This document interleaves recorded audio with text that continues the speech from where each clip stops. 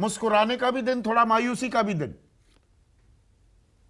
गुजरात में एंट्री करते दिख रहे हैं, ताल तो खैर ठोकी जाती है, आपने 90, 93, 103 तक भी चले गए, पर डबल डिजिट में आना, एक तरह से डेब्यू आप कर रहे थे, तो गुजरात के इन आंकड़ों को उत्साह की नजर से देख रहे हैं या you are taking them in your stride? Sandeep भाई, मैं इस आंकड़े से सहमत नहीं हूं, और आंकड़े से इसलिए सहमत नहीं हूं कि हमेशा हम लोग एग्जिट पोल में नहीं, एग्जैक्ट पोल में आते हैं। और इसलिए चाहे वो 2013 का चुनाव देख लीजिए, 15 का देख लीजिए, 20 का दिल्ली का विधानसभा का चुनाव देख लीजिए, पंजाब का चुनाव देख लीजिए, हमेशा सर्वे में हमें अंडर एस्टिमेट किया जाता है, लेकिन जब परिणाम आता है, पंजाब में हमने आपको कितनी सीट दी थी संजीव भाई? पंजाब में किसी ने 92 नहीं कहा था, पंजाब में भी आपने 72 सीट ही कहा था। किसने कहा आपको? 94 सीट्स दी थी। 94 सीटें हमने आपको दी थी। अच्छा, फिर आपका दिल्ली में कितनी सीटें? मैं उसी पे आ रहा था, दिल्ली में कितनी सीटें दी थी? आप न्यूज 24 टुडे चाणक्य पर हैं, किसी और चैनल की बात मत कीजिए ना, हम करने में कोई दिलचस्पी रखते हैं, हम अपनी बात करते हैं, जहां गलत होते हैं मान भी लेते हैं। चलिए, तो ये सब डिबेट हम 8 तारीख का जो परिणाम आएगा उस पर अच्छे से करेंगे। लेकिन एक बात मेरा रिकॉर्ड कर लीजिए आप, कि सूरत जितनी टोटल सीटें दिखा रहे हैं, वो सीट हमें सूरत में केवल लाने वाला है। बाकी हम विश्लेषण सीट वाइज करेंगे तो और अच्छे से बता पाएंगे आपको।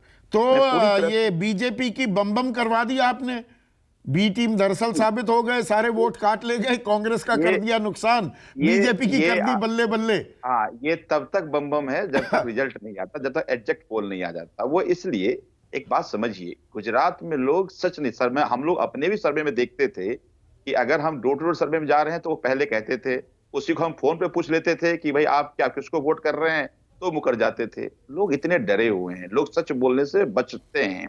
कारण ये कि डराते हैं, हमारे कार्यकर्ताओं को डराया, कार्यकर्ताओं से मारपीट हुई, तो गुंडागर्दी करती है भारतीय जनता पार्टी वहां पे। इसीलिए लोग गुस्से में, परिवर्तन की बात हर जगह हो रही थी। आप आदिवासी बेल्ट की बात कर रहे थे, आप नॉर्थ गुजरात की बात कर रहे थे, सौराष्ट्र की बात कर रहे थे। सौराष्ट्र में लाखों की संख्या में लोग आते थे जब अरविंद केजरीवाल जी रैली करने जाते थे। सूरत में लाखों की संख्या में लोग आते थे। हर जगह परिवर्तन परिवर्तन परिवर्तन की बातें नहीं, पर मैं एक चीज ये एक्सेप्ट करूंगा संजीव झा, कि आपके इनरोड्स की आहट तो सुनाई दे रही है। अब दरअसल आपके ऊपर और बड़ी जिम्मेदारी हो जाएगी कि गुजरात में डटे रहना है। आप अरविंद केजरीवाल, आपके राष्ट्रीय संयोजक, शूट एंड स्कूट राजनीति के भी बहुत बड़े माहिर हैं, जाते हैं गाजे बाजे के साथ, फिर निकल भी कितना जल्दी पलायन कर जाते हैं पता भी नहीं लगता। बिल्कुल नहीं। पंजाब में हम पहली बार विपक्ष में थे और दूसरी बार फिर बड़ी एक ऐतिहासिक मार्जिन के साथ सरकार में आए, और मुझे उसी तरह की आहट मुझे कमोबेश अब गुजरात नहीं, मैं ये इसलिए पूछ रहा हूं, हिमाचल में भी आप गाजे बाजे के साथ गए, वो तो पंजाब से सटा हुआ था, पंजाब में 92 सीटें जीती थी। शुरुआत आपने बड़े तगड़े तरीके से की, गारंटी भी देते घूमे, वहां से निकले कब ये पता नहीं लगा किसी को भी। हिमाचल की जनता ने हमें प्यार दिया है और हमने अपनी पूरी कोशिश ईमानदारी से की है। देखिए, एक बात समझिए संदीप भाई, कि 10 साल में कोई पार्टी, प्यार में रिश्ता तोड़ दिया आपने, इस मुकाम तक इतना प्यार दिया, रिश्ता तोड़ दिया हिमाचल की जनता से। देखिए, बीइंग अ पॉलिटिकल पार्टी, मेरा एक काम है कि हम अपनी बात, हम अपनी लड़ाई बहुत मजबूती से लड़ें। अब जनता, देखिए, अल्टीमेटली जनतंत्र में मालिक जनता है ना, तो जनता का जो भी उनका आशीर्वाद, जिस तरह का वो परिणाम आएगा, हम उसको स्वीकार करते हैं। और दिल्ली में आशीर्वाद अच्छा मिलता दिख रहा है, हमने एग्जिट पोल नहीं किया, दिल्ली में वो झाड़ू चला दी। दिल्ली में बिल्कुल झाड़ू चली है, और दिल्ली में झाड़ू चलने का कारण 2 है। एक, कि भारतीय जनता पार्टी के 15 साल के शासन में उसने क्या काम किया बता नहीं पाए जनता को, केवल गाली गलौज के, केवल आरोप प्रत्यारोप के। दूसरी बात, अरविंद केजरीवाल जी के 8 साल के गवर्नेंस में डिलीवरी है, उस डिलीवरी को जनता मानती है, विश्वास करती है कि स्कूल अच्छे हुए हैं, अस्पताल अच्छे हुए हैं, तमाम जो विकास के काम हुए हैं, उस काम को जनता स्वीकारती है, चाहे ये कुछ भी कहते रहे, कुछ भी बोलते रह जाएं। देखिए, एक बात समझिए कि आम आदमी पार्टी पॉजिटिव कैंपेन करती है, एजेंडा सेट करती है, काम कैसे करें वो बताती है। दूसरी तरफ बीजेपी नेगेटिव कैंपेन करती है, गाली गलौज करती है।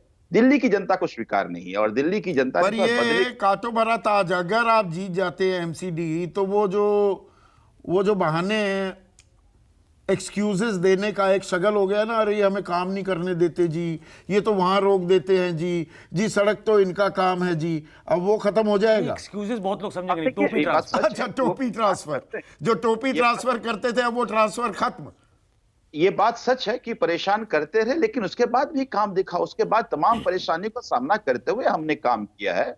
और एक बात आप समझिए कि आज जब हम 49 दिन की हमारी सरकार थी, तब भी कांग्रेस के प्रवक्ता बैठे वो कहते थे ये तो ऐसे हवाई वादे हैं, ये पूरा हो ही नहीं सकता।